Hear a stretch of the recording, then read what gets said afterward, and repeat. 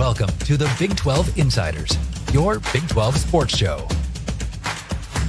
Here's your host, Brian Hanley. Hey, everybody, what's going on? It's your man, Big B, Brian Hanley, along with Tim Fitzgerald. Welcome to Big 12 Insiders. We're live. I thought it was cool. You guys had been asking, said we needed to get back to doing live shows. And I said, you know what? Thursday is a perfect night for us to go live and have some live shows. So I appreciate it. Thank you guys for bringing that to my attention. So we're going to chit chat a little bit today or tonight about what's going on college football. There's some changes that are coming up, people, or possibly, let's say possibly some changes. Actually agree with the premise of it, but is it in everybody's best interest? That's kind of what we're going to get into here today. So before we do, remember, like, follow, subscribe, continue to leave those comments. Just to go over Wednesday's action as far as hoops goes. West Virginia won a crazy ending to that game last night over Cincinnati, 62-59. Looked like Cincinnati was going to get a big road win. And then West Virginia hit them back. Cincinnati never recovered. And then West Virginia's up, 9 points with under a minute.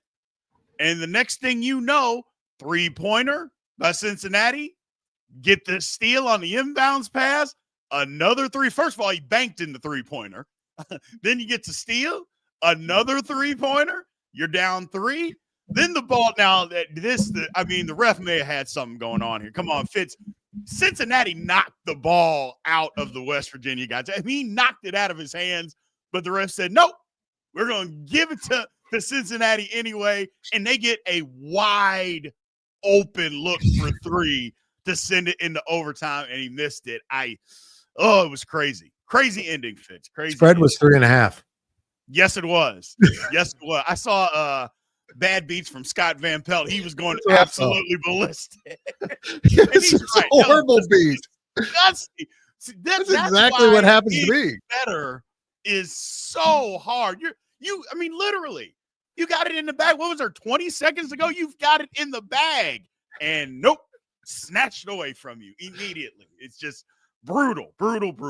But good win for West Virginia. I mean, they had to have this win to get to, because they were playing themselves out of the tournament, Fitz.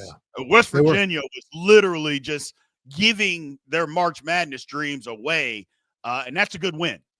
Because I thought whoever won that game basically were putting themselves right on the cusp of being. Now, West Virginia's in it as of now, but that's another good win for their resume. Cincinnati doesn't have a lot of resume building wins. They needed that one. It's going to be tough for them to make. They're going to have to do a lot of damage. Number one, I think they got to win out and then do a lot of damage in the Big 12 tournament. Not sure that can happen, but we'll see. I still like Cincinnati. They're still talented, but trying to put it all together, we'll see. And then Oklahoma State got that horrible taste out of their mouth from just being demolished by Texas Tech on Saturday. They go and they beat UCF 104-95. High-scoring game, lack of defense. But UCF, Fitz, you talk about just falling off a cliff.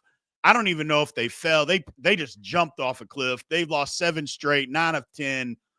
And before they went on this horrible streak, they were firmly in the tournament, Fitz.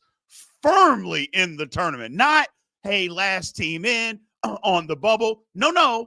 UCF was in.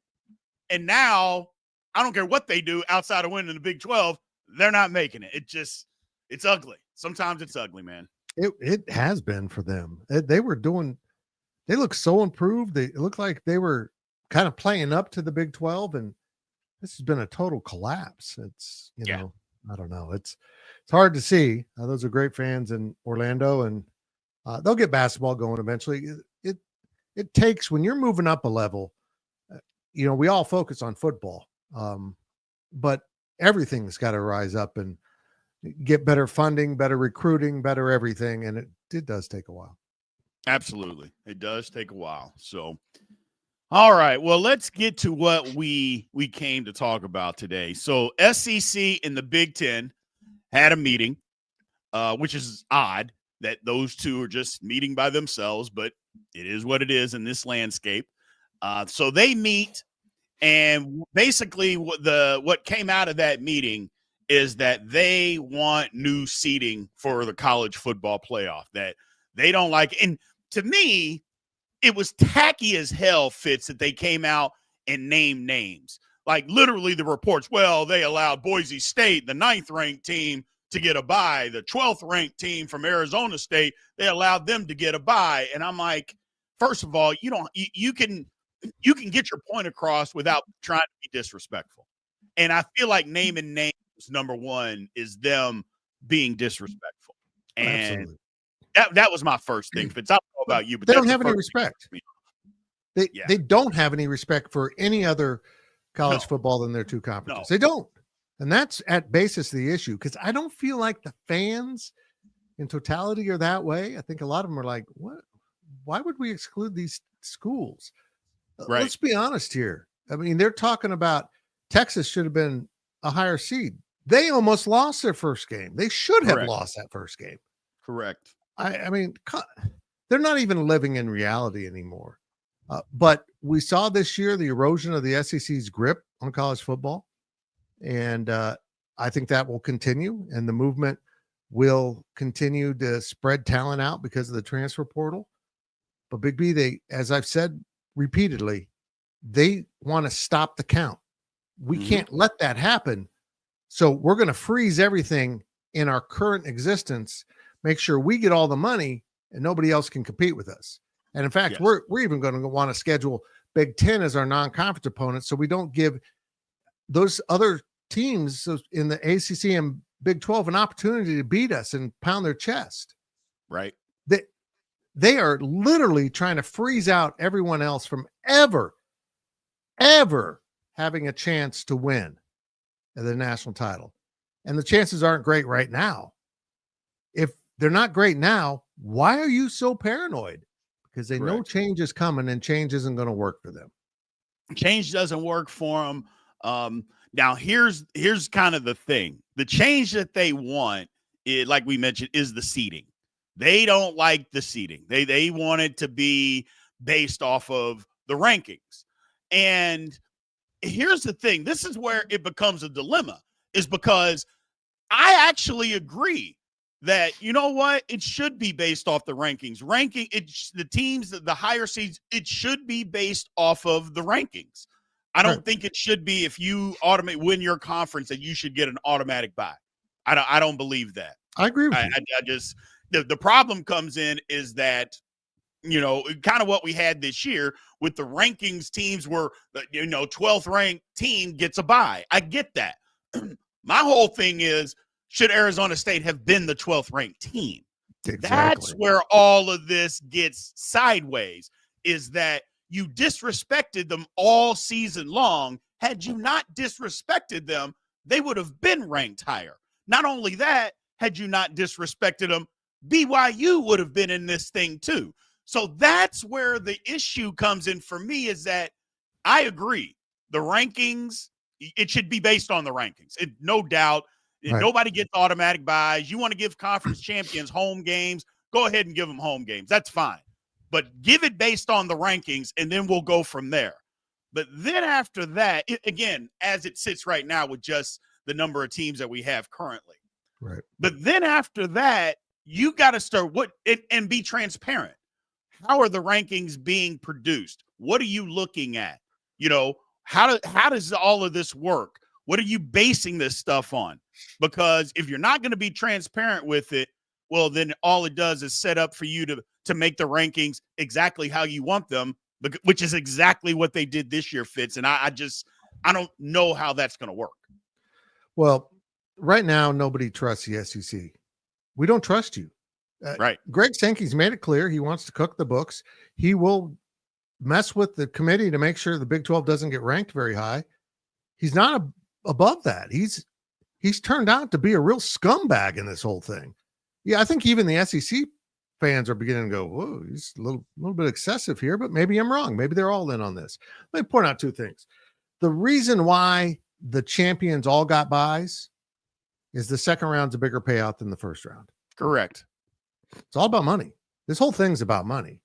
So now the SEC is like, well, we deserve the money because we're better. Okay. Well, here's a thought. Every team that had a bye lost. How about if we just went to 16 and nobody had a bye? Everyone played a first round game. And also, I think it's unfair punishment for a team to get a bye as punishment and not get that home game.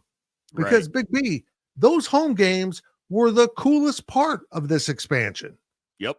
In fact, I think the second round should be home fields too, but that's just me. I mean, I feel like playing these in sterile bowl environments is not ideal. The semifinals and the championship game should be on neutral fields, but I feel like up until then, let's play them at home where the fans are. They deserve that. And it gives a bigger advantage to the ranked teams or the higher seeded teams. I get that. But it was cool. It was college football. Quit trying to emulate the NFL in every way and make it this some kind of sterile championship. But if they are trying to emulate the NFL does that. Yeah. I mean, the NFL gives home games until the Super Bowl.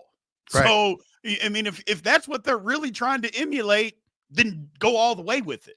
Don't half-ass it, go all the way. Now, here's another part that I think is going to get sideways because they're going to meet in Dallas next week. And for this to get passed, for these new rules to get passed, which it could, but everybody has to be unanimous. Everybody's got to agree. If you're the ACC, Notre Dame, it really doesn't matter because they're not in a conference, but the Big 12 or the Group of Five, are you going to agree to this to say, you know what?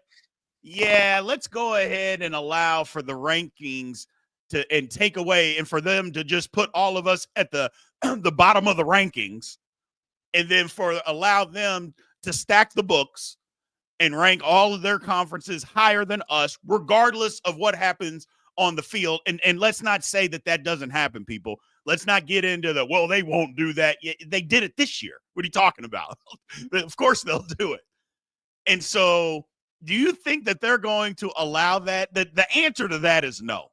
There's no way in hell that they're going to agree to give up their automatic bye when they know that the books are going to get stacked against them. They're not going to do that, Fitz, unless they get a huge payout to do it, which they're not going to give. So any way that this passes next week? No, not as is. Well, we don't know the full proposal. We don't know if it's 14, 16, stay at 12. We know they want 4 each, which is fine. If the thing's at 16, you would get 4 each probably. Nobody's saying these aren't the 2 best conferences. What we're saying is the 3rd best team in the Big 10 or SEC, and certainly the 4th, isn't necessarily better than the 3rd or 4th place team in the Big 12. It may not. I don't believe it's better than the champion. And They seem to be making it impossible to prove that on the field. They don't want that proven. I mean, look at the SEC's non-conference already. They already struggle with the ACC at times. How's that even possible? You're the SEC. So I think this trying to play the Big 10 only allows them in their own egotistical way to say, well, we have good losses. We only lost to a Big 10 team. Right. It was Purdue. I mean, I this whole thing's so frustrating, but Big B, you know me, I love a good conspiracy. I think they have poison pilled this offer because they have a card they're going to play against the Big 12 and ACC if they turn this down. And I think they're kind of posturing to break free. And at this point, I think these conferences need to have a discussion. Okay. I mean, what are you threatening? That you're going to take your ball and go play with just the Big 10? That's not going to work. I almost feel like you should call their bluff because nobody in the country is going to watch that crap other than fans of those schools. And even a lot of them won't. Oh, we just played them. Oh, we saw them in the regular season. Right. You know how boring that would be, college football, to only play teams from the SEC if you're the Big Ten? It would just be one conference. You could just say that. You're right. You might as well. Right. And the thing about all of this is, and you're right, they may be setting it up to separate because the changes that they want are for next year. And then it becomes, and then in 2026, you can do your own thing. The everything comes up to renegotiate. I shouldn't say do your own thing, but everything comes up to renegotiate in 2026. So if they turn this deal down and they don't allow for them to change the seedings this year, you're right. The poison pill might say, you know what? We want 5 teams apiece to move on, and we're going to push this thing to 16 teams in 2026, but we want 5 teams each in the conference, and there's nothing that you guys can do about it. At that point, they would have to fight back, Fitz, and say, you know what? You can have all of them. We'll just move on. You can have all 8 teams in there if you want to. We'll just move on and do something else. But when you do that, remember, basketball is the same thing. You're not going to be allowed to be a part of this. We're just going to break away altogether and just move on because they can't. Again, I understand the premise of wanting new seeds. I totally understand. Or not new seeds, but ranking teams the proper way and giving buys. I understand it. I'm actually for that. I want that to happen. But if you're going to cook the books and you've proven that you will, you've said that you will, and we have actual evidence. We saw it this season that we saw you do it. I mean, literally. Then how should we believe you? Like, why should we believe anything that you say? And the whole thing of, well, if you make a conference championship game, you should be in, like SMU getting over BYU. How is that possible? Well, they played an extra game that BYU didn't qualify for. Okay, well, match up their strength of schedule. Oh, and there's also one important game on that schedule. BYU beat SMU at SMU. Didn't matter. Didn't. I mean, BYU was never even in the discussion.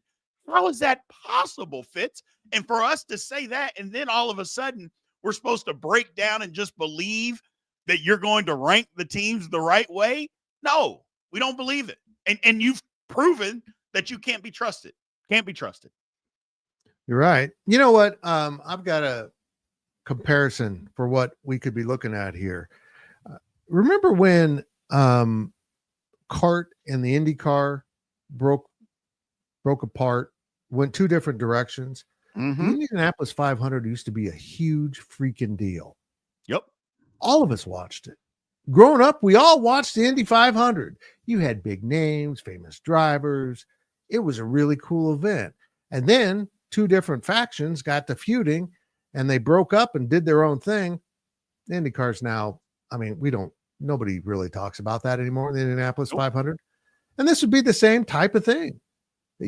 Greg Sankey, if allowed to do this, and it's mostly him, I believe, will destroy college football as something the nation loves and turn it into something less adored. And it just will be. But his schools will make more money. So, okay. But here's the catch. If we lose interest, that money will be short-lived. Because if the ratings drop, ESPN is not going to pay that number. And ESPN has never been known as a smart business. So putting them in charge of coming up with this, this scheme with you is not wise because they are financially crashing because of their own stupidity, and they're not going to keep playing this game. I almost want this to happen to see how bad it is, just because this will be Greg Sankey's legacy forever. Yeah, you're right. It will be. And it almost seems like he's determined to make it into an SEC Big Ten thing and everybody else forget you. And my whole thing is the problem, I guess, is this year in basketball, it's actually he can stick his chest out. Right. For so many years, he couldn't stick his chest out because if people said, hey, we'll just go on without you in basketball, well, then he's like, well, no, because, March Madness is a thing and we need to be a part of it. So Now, the threat of people saying, well, we'll go on without you with March Madness is like, well, no, you won't. Because as much as we hate to say it, the SEC is the best conference in the country. And if we're really being honest, I'm not sure it's that close. Now, we'll see in the NCAA tournament. We're going to see what happens, matchups and everything. But the SEC kicked ass in the non-conference this year. I mean, it was brutal. Yep. And so you do have – that's the only sticking point is like you could always push back on basketball. And now it's just 1 year, don't get me wrong, but you can't push back on basketball this year, Fitz, and they can stick their chest out when it comes to that. What do you say when people are like, well, you can go away, we'll take March Madness, but you actually can't even play that bluff card. Then what's the move? Oh, I think you do. I think you say, okay, fine. If you're going to do this, you're not participating in NCAA sports anymore. The NCAA has to intervene at some point. If we're on the same level, the FBS, we're on the same level. Yeah. Everyone needs to have access to the championship playoff, and they haven't in the past. And I think there was a lawsuit cooking probably over that. But if you go to 16, you can even tell the group of 5 or 6 or whatever it is now that this raises the possibility of a second team from your level coming in. It's more inclusive. Yeah, it waters down the money a little bit. Give up a buck here, SEC. It's just, this greed is disgusting to watch. Yeah. They just want it all for themselves. And they don't care if they destroy the sport. No, they don't care if they destroy the sport. And I'm just trying to figure out what has happened to why they want that or believe that. Now, granted, we all know it's money. They want money, but but why try to destroy the sport? Like, you can't have a college football league of SEC schools. And even if the Big Ten goes along for the ride, which I believe they will for a little while, you can't have a college football league of just SEC. And then it's only going to be the elite schools. I mean, nobody cares about, in football anyway, about Purdue or Northwestern or Mississippi State or Kentucky. Like, nobody cares about them. I go, so now, or Vanderbilt, for crying out loud. So then what? You know, now you're talking about 8 schools. You think the country is going to sit back and watch 8 schools, or let's call it 16 schools, compete every week? That's not going to work. That is not going to work.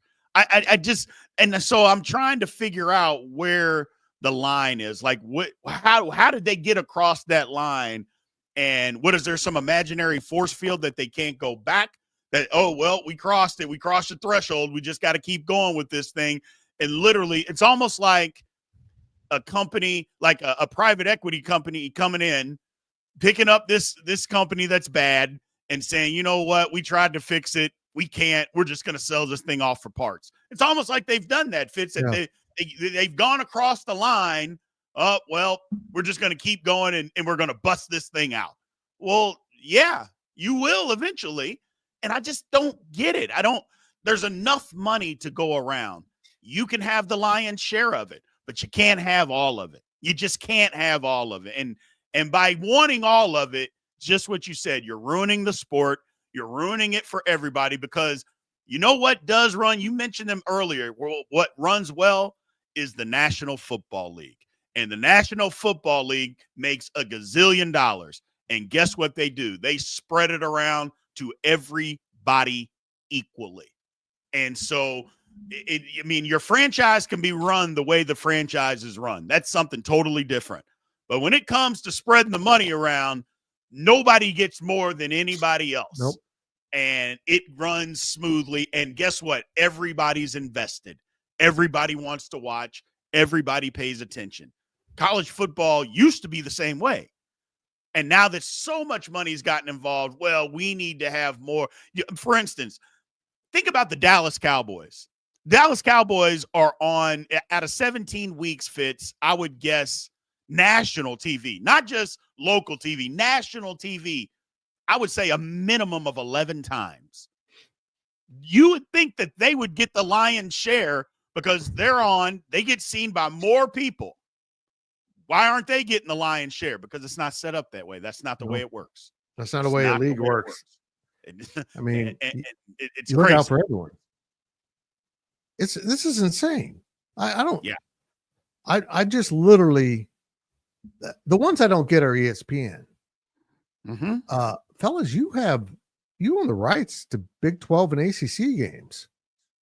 Doesn't seem very good for your business to try to demote them to a lower level. Right. And maybe that's their ideas. We just want to be done with you. So we don't want there to be existing value for another entity to get.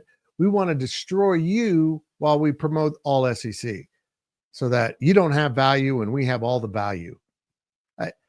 I've become so cynical about this. I hate myself. I mean, I don't like being this way, but I feel like ESPN, the SEC, and to a lesser degree, the Big Ten are conspiring to destroy something generally Americans love, just so they can be the star of the show. They don't want that same upward mobility that exists in the NFL. The Cleveland Browns suck, but they get a draft pick every year. They get higher draft picks. The system is set up so the bad teams can get better. They're setting up a system where the teams that have less talent will always have less talent. Correct. They don't want parity. It's nuts. The whole thing is nuts. Is there anyone out there that's going to stand up and tell them to sit down and shut up? Anyone with power? People are getting on your mark. Folks, this is a gunfight, and the Big Ten has a knife, or the Big 12 has a knife. I mean, correct. You're not just going to roll in there and change opinions. Nope. But this is a good point. Says what's worse is when it burns down, they're going to blame everyone for not stopping them. Yeah, they will. That's usually how stuff like this works, is that when you burn it down, oh, well, you knew what I was doing. Why didn't you come and stop me? You know, you knew it wasn't working. Why didn't you say anything? Why didn't you put up more of a fight? And I'm like, it's like the guy, I don't even want to bring up the analogy. It's just. No, it's narcissism. It's a form of corporate narcissism. Always blame the other person or entity. You know, I just saw a great something on flipping through Twitter, and it was a Fox show, but I didn't see it. I just saw the clip about, this is kind of like the person who you find out they're having an affair, and then they change the conversation to, you were going through my phone? It's like, yeah, but that's not the point, and then they make it all about that. It's correct. It's narcissistic how they're going about this, and it's all about them. And then when it doesn't work, it won't be their fault. It'll be all of our fault for letting it happen. You're right. Yep. That's exactly what's going on. It's mind blowing, to be honest with you. I don't understand it. Like I said, Matthew Kipp says, will the Big 12 disappear? The Big 12 is not going to disappear. I don't believe it will. No, I don't think so either. But if they do open it up, and I think the legal challenges will force them to open it up to a level of membership. You have to do this, this, and this. And let's be honest here, Big B, this entire rev share plan is stressing a lot of Big 12 and ACC schools. Yes. It's hard to financially keep up. And the schools that already have more money are keeping more money for themselves. So the gap's getting bigger. So I don't know if this is, you got to have seating capacity of this and attendance percentages of this and all of those things. And certainly you've got to allow this much money for that. They're going to have to open it up to everyone. And unless it's so inclusive, it basically includes the Big 12 and ACC, which I don't think they ever want, because that will water down the money too. The other schools will have to do something. They'll have to just live in what their current circumstances are. And if it's a middle level between the FCS and whatever this will be, okay, then that's where the Big 12 will be, I guess. I'm not sure. They've got a whole plot here, and we don't know what the plot is. Right. Here's one thing before we shut it down is, if this would change things dramatically if Big 12 team won the national title. If a Big 12 team came in and won a national title in football, and maybe let me take back. It may not change it dramatically, but people will have to take note and say, okay, because other people would take note and say, well, hold on a second. You're telling me that you're so superior. Well, why are they winning a national championship? Why did they beat three games that they played? They beat two SEC and a Big Ten team on their way to the national championship. Why did they beat your champions? Explain that to me if you're so superior. They'll have to explain that, and they won't be able to do it. And I think it goes back to what you're saying, Fitz. They want to keep everybody out. They want to keep the competition away, because if it actually has to be proven on the field with all the changes that have happened in the last 4 to 5 years with transfer portal and NIL, if they have to actually prove it, that's a problem for them. And that's where all of this boils back to, at least for me, because SEC reaches back and they go back 20 years and say, look how many titles we won the last 20 years. You're right. You did. You dominated the sport. Awesome. There is no if. Well, the upper echelon of your conference dominated the sport. You're right. That happened. But what's happened here lately since all these changes? Because right now we're just starting to feel the actual changes of NIL, the changes of the transfer portal. It's starting to happen now. What's happened to you? Like, what's going on? You know, you got gifted into the conference or into the playoff 2 years ago when they left out Florida State. You got gifted into that. Okay, great. Fine. The last year, the team that came from the Big 12 was the only person standing, you know, when it came to the Final Four. And then what happened? You're nowhere to be found. So we'll see. We'll see. Like I said, you give it another year and the Big 12 goes and wins some significant games, they'll have to change the tune somewhat because people won't buy the BS anymore, Fitz. Yep. And that's why they're in a rush to cut down on the number of significant games. That's right. They know how it works. They know when you step on a football field, the teams aren't as far apart sometimes as they should be based on talent, based on raw recruiting. Sometimes the team with lesser talent is better coached and a better team. They don't want to risk that. They want to cook the books from the very start. We're not going to schedule the non-con, thus you never beat us. We're not going to let many teams into the playoff, thus you don't have many opportunities to beat us. This is unbelievable. And I hope I see some SEC and Big Ten fans start to say, hold on, we don't want to just be in our own little league with you. That's boring, because it would be. It would be horribly boring. Yes. But I mean, because I think if you're the Big 12 and ACC, unless you've got a regional tie-in like Georgia Tech, you're just not going to get to play those teams anymore. You're going to have to just play each other ad nauseum. And God, that's going to suck for the fans. But Correct. Nobody cares about that. They just care about their own wallets. Their own wallets. And that's usually what the downfall of a business is, that when you only care about yourself, then the business tends to fail. That's the way that it works. You know, karma's a real thing, but just business sense wise, you can't just care about your bottom dollar. You got to care about everybody else. So, oh, well, Fitz, we'll see, man. I appreciate you joining me tonight, man, and talking about this. Thought it was better that we did it live. We'll start getting some more people in here. Again, this is just the second show that we've done live. So I appreciate everybody that showed up tonight, man. Thank you, guys. Do me a favor.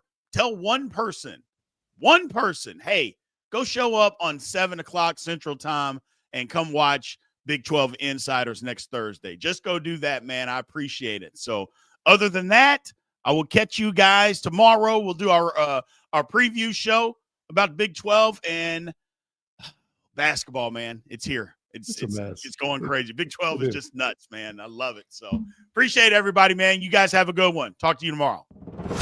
Thank you for watching the Big 12 Insiders, your Big 12 sports show. This has been a Spirit Street production.